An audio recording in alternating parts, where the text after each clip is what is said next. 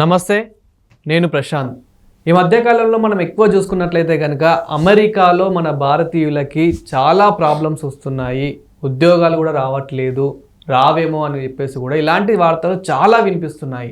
మన భారతీయుల పరిస్థితి మరి ఇప్పుడు ఎలా ఉంది, ట్రంప్ ఎలాంటి నిర్ణయాలు తీసుకోబోతున్నాడు, మరి ఫ్యూచర్లో ఎలా ఉండబోతుంది అనే విషయాలు అయితే తెలుసుకుందాం. ప్రస్తుతం మనతో పాటు సీనియర్ జర్నలిస్టు సిఎస్ రావు గారు ఉన్నారు. నమస్తే అండి. నమస్తే సార్, ప్రస్తుతం మన భారతీయుల పరిస్థితి అమెరికాలో ఎలా ఉంది?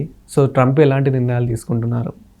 ఒక రకంగా చెప్పాలంటే, ఒక మాట చెప్పాలంటే, అంటే ఏమాత్రం సంకోచించకుండా చెప్పాలంటే, దొంగ చాటుగా బతకాల్సిన పరిస్థితి చాలామందికి అక్కడ ఉంది.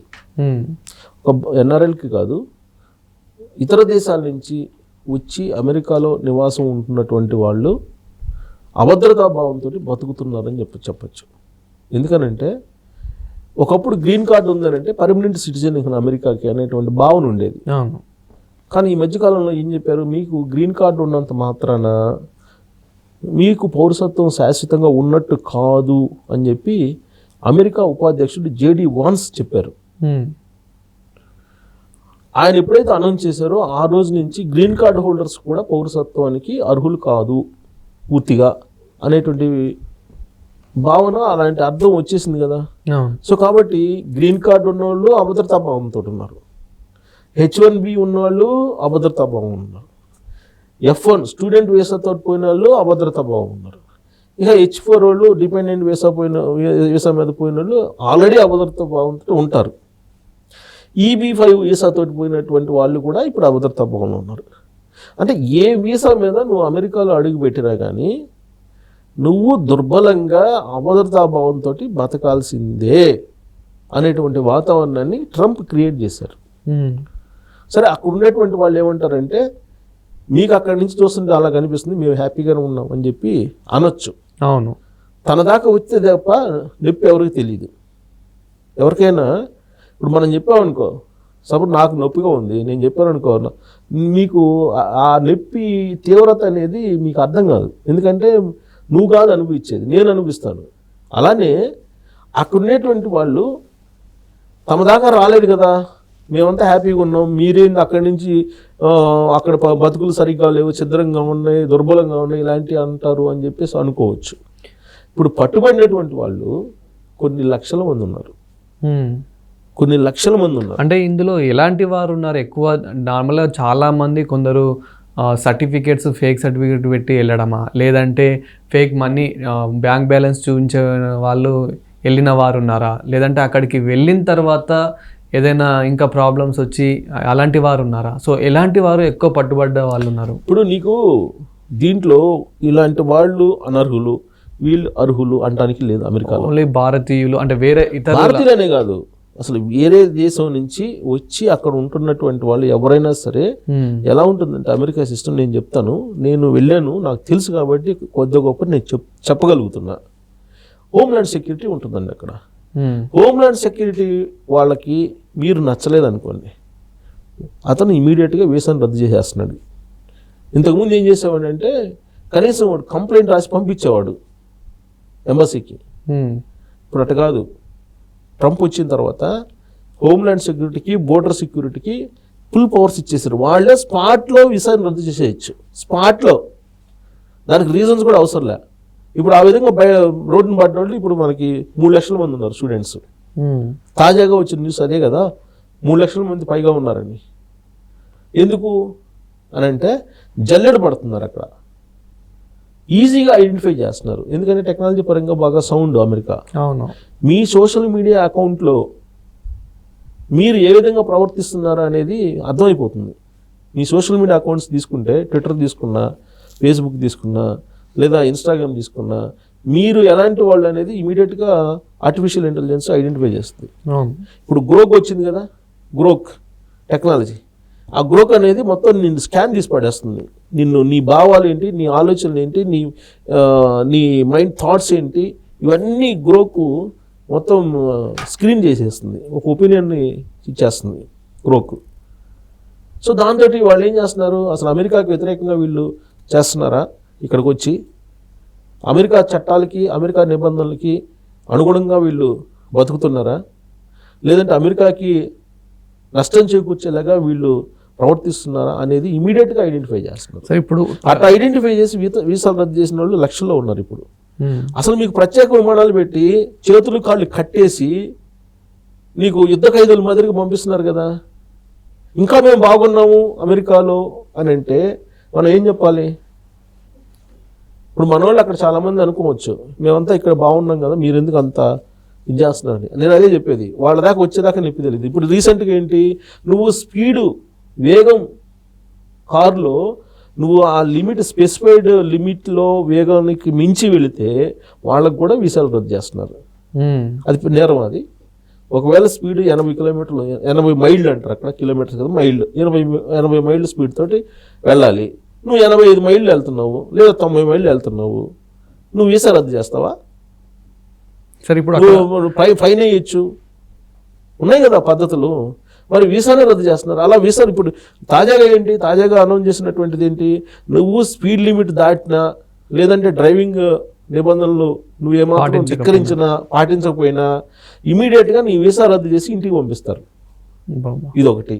తర్వాత ఇప్పుడు కొన్ని దేశాల్లో ఐడెంటిఫై చేశారు, పర్మనెంట్ రెసిడెన్స్ అక్కడ గ్రీన్ కార్డు హోల్డర్స్కి వాళ్ళకి టైం పెట్టి ఈ మంత్ ఎండింగ్ లోపల 1 మంత్ టైం ఇచ్చారు. ఈ మంత్ ఎండింగ్ లోపల మీరు మొత్తం వెళ్ళిపోయింది అని చెప్పి డైరెక్ట్గా నోటీసులు ఇచ్చారు వాళ్ళకి. సో అట్లా మన ఇండియన్స్ కూడా రావాలి, నోటీసులు ఇచ్చారు. అలా నోటీసులు ఇచ్చి మీరు ఈ మంత్ ఎండింగ్ లోపల మీరు ఖాళీ చేసి వెళ్ళిపోయింది అని చెప్పి ఇచ్చారు. అలా నోటీసులు అందుకున్నటువంటి వాళ్ళు కొన్ని లక్షల్లో ఉన్నారు. అందులో మన మీరు ఒకవేళ ఈ టైం లోపల ఖాళీ చేసి మీ దేశానికి వెళ్ళకపోతే రోజుకి $85 ఫైన్ కట్టాలని చెప్పారు.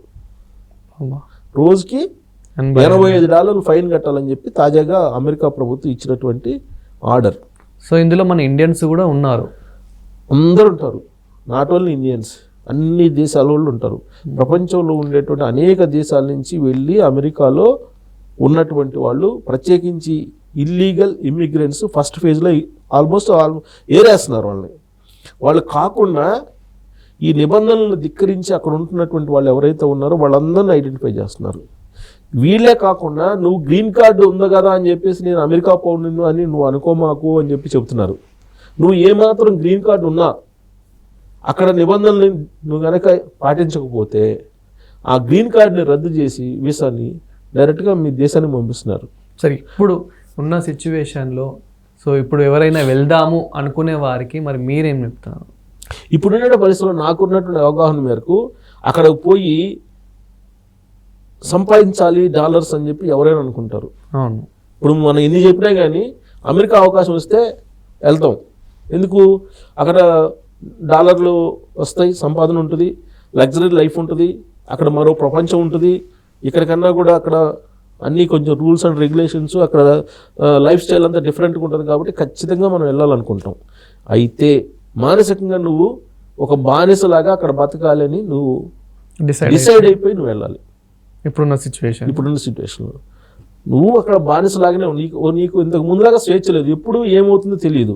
నీ గ్రీన్ కార్డు ఉన్నా స్వేచ్ఛ లేదు, H1B ఉన్నా స్వేచ్ఛ లేదు, F1 ఉన్నా లేదు. వీసాలు ఇప్పుడు వాళ్ళ అమెరికా ఎంబసీ కదా ఇచ్చేది. మరి వాళ్ళ అమెరికన్ ఎంబసీ జారీ చేసినటువంటి వీసాలను పట్టుకొని నువ్వు అమెరికా వెళ్తే సెక్యూరిటీ లేదు అక్కడ. పైగా ఎందుకు వచ్చింది ఈ ప్రాబ్లం అంటే, ఇంతకుముందు హోమ్లాండ్ సెక్యూరిటీ వాళ్ళకి ఈ వీసాలు రద్దు చేసేటువంటి అధికారం లేదు, ఇప్పుడు ఇచ్చేశారు. ఇప్పుడు సపోజ్ ఇప్పుడు మనం ఇక్కడ ఉన్నాము ఇండియాలో, ఇప్పుడు ఎవరైనా దొంగతనం చేశారనుకో, దొంగతనం చేసిన వాళ్ళకి శిక్ష వేయాలంటే దానికి ప్రాసెస్ ఉంటుందిగా. పోలీసులు కేసు పెట్టాలి, ఆ కేసును మళ్ళీ ఇన్వెస్టిగేషన్ చేయాలి, ఆ తర్వాత కోర్టులో పెట్టాలి, కోర్టు దాన్ని పరిశీలించాలి, వాద ప్రతివాదన వెళ్ళాలి, కోర్టు తీర్పు ఇవ్వాలి, మళ్ళీ ఈ కోర్టు తీర్పిస్తే మళ్ళీ ఇంకో కోర్టుకి వెళ్ళాలి. ఎంత ప్రాసెస్ ఉంటుంది కదా. అటు కాకుండా పోలీసులు పట్టుకోగానే శిక్ష వేసేస్తున్న అధికారం పోలీసులకు ఇచ్చేసాం అనుకో, ఏమవుతుంది అప్పుడు? సేమ్ అలాంటిదే ఉంది అక్కడ.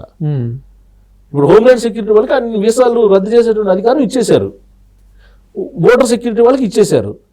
ఎవరితో పల్లె, ఎంబసీ తోటి పల్లె, అమెరికా ఎంబసీ తోటి పల్లె. సో అక్కడ నువ్వు చిన్న మిస్టేక్ చేసినా కానీ వీసా చిన్న మిస్టేక్ కాదు అసలు. నువ్వు ఇక్కడ నుంచి ల్యాండ్ అయిపోయి అమెరికా ఎయిర్పోర్ట్లో దిగుతావు, దిగిన తర్వాత హోమ్లాండ్ సెక్యూరిటీ వాళ్ళు నిన్ను ఇంటర్వ్యూ చేస్తారు. నువ్వు ఇంటర్వ్యూ చేసినప్పుడు నువ్వు చెప్పేటువంటి సమాధానం వాళ్ళకి నచ్చకపోతే ఇమీడియట్గా వీసా క్యాన్సిల్ చేసి వెనక్కి పంపిస్తారు. ఆ పవర్స్ ఉన్నాయి వాళ్ళకి. మరి అలాంటి పవర్స్ వాళ్ళకి ఇచ్చినప్పుడు ఎప్పుడు ఎవరికి ఏమవుతుందో తెలియదు కదా. నువ్వు ఏ వేసాన్నో పెట్టుకోబో, అది రద్దు చేసే అధికారం వాళ్ళకున్నప్పుడు నువ్వు గ్రీన్ కార్డు ఉంటే ఏంటి, ఏ కార్డు ఉంటే ఏంటి. సో కాబట్టి ఒకవేళ ఏదైనా పోవాలి అనుకుంటే కనుక నువ్వు అక్కడ ఎన్ని రోజులు ఉంటామో మనకు తెలియదు, ఉన్న రోజులు అనుకుని వెళ్ళాలి. యాక్చువల్గా ఏమైందంటే ఈ పరిస్థితులంతా ఇలా రావడానికి కారణం ఏంటంటే మన వాళ్ళు ఎక్కువ మంది అక్కడికి వెళ్ళారు, చైనీస్ వెళ్ళారు, చైనీస్ ఎక్కువ మంది ఉన్నారు, తర్వాత మన వాళ్ళు ఉన్నారు. సో వీళ్ళందరూ కలిసి ఏం చేస్తున్నారంటే అక్కడికి వెళ్ళి అక్కడ ఆస్తులు కొనేశారు, వాళ్ళకన్నా ఎక్కువ లగ్జరీ లైఫ్ని అనుభవిస్తున్నారు. దాంతో లోకల్గా ఉండేటువంటి వాళ్ళకి సహజంగా ఉండేటువంటి ఈర్ష్య ఇవన్నీ ఉంటాయి కదా, వాటిని క్యాష్ చేసుకుంటాయి రాజకీయ పార్టీలు. ట్రంప్ అది క్యాష్ చేసుకున్నాడు ఇప్పుడు. సో వాళ్ళని సాటిస్ఫై చేయాలి ట్రంప్ ఇప్పుడు, కాబట్టి వాళ్ళని సాటిస్ఫై చేయడానికి ఇలాంటి రూల్స్ అన్నీ తీసుకొచ్చారు. సో దాంతో ఇప్పుడు సెకండ్ గ్రేడ్ థర్డ్ గ్రేడ్ పౌరులుగా మీరు అక్కడికి వెళ్ళి ఉన్నా పర్లేదు అనుకుంటే వెళ్ళొచ్చు. డాలర్స్ సంపాదించడం నాకు ఉన్న రోజులు ఉంటామని అనుకుంటే వెళ్ళొచ్చు నాకున్న అవగాహన మేరకు. లేదంటే మీకు ఎప్పుడు ఎవరు వస్తారో తెలియదు, నీ వీసా ఎప్పుడు రద్దు చేస్తారో తెలియదు, అది పరిస్థితి.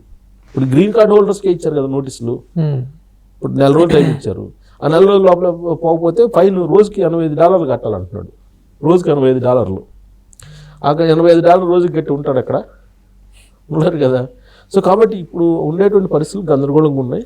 ప్లస్ రెసిప్రోకల్ ట్యాక్స్ ప్రభావం ఉంది. ఇప్పుడు చైనాకి అమెరికాకి మధ్య వాణిజ్య యుద్ధం స్టార్ట్ అయింది. దాదాపు 104% ఇంపోర్ట్ డ్యూటీస్ వేశారు చైనాకి ఇప్పుడు తాజాగా ఇంప్లిమెంట్ ఈ రోజు నుంచే.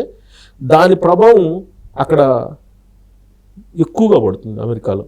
అంటే ఇప్పటి వరకు ఉన్నటువంటి రేట్లు కనీసం 20 నుంచి 30% పెరిగేటువంటి అవకాశం ఉంది.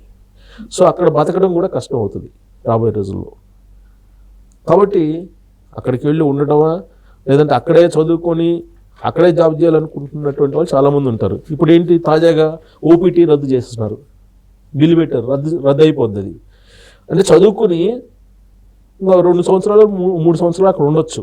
2 years చదువుకుంటారు ఎంఎస్కి వెళ్తే, జనరల్గా స్టెమ్ కోర్సులకు వెళ్ళేవాళ్ళు ఓపీటీ మీద పని చేసుకోవచ్చు. ఆ వెసులుబాటు లేదు ఇప్పుడు, ఉండదు, ఉండే అవకాశం లేదు. మరి అలాంటప్పుడు నీకు కాలేజీలో ఉండగానే జాబ్స్ అసలు అక్కడ నిరుద్యోగం పెరిగిపోతుంది. మరి ఇంకా జాబ్స్ ఎక్కడ వస్తాయి? జాబ్ రాకుండా నువ్వు అక్కడ ఉండడానికి లేదు, చదువుకొని రావాలి. చదువుకొని రావడానికి అయితే వెళ్ళచ్చు. ఆ చదువుకోవడానికి వెళ్ళినప్పుడు కూడా నీ ప్రవర్తన బాగలేకపోతే వీసా రద్దు చేసుకుని అర్ధాంతరంగా పంపిస్తారు. ఇప్పుడు అదే జరుగుతుంది. 3500 మందిని ఐడెంటిఫై చేసి ఆ యూనివర్సిటీలో హమాస్కి మద్దతుగా వాళ్ళు సోషల్ మీడియాలో ప్రమోట్ చేస్తున్నారని చెప్పి వాళ్ళు వీసాలు రద్దు చేసి పంపిస్తున్నారు. అది దాంట్లో ఇండియా వాళ్ళు కూడా ఉన్నారు. సో కాబట్టి ఒళ్ళు దగ్గర పెట్టుకొని మన భాషలో చెప్పాలంటే ఆడ బతకాలి. ఒళ్ళు దగ్గర పెట్టుకొని బానిస బతకాల్సిన పరిస్థితి ఒక 3 భాషలో చెప్పాలంటే.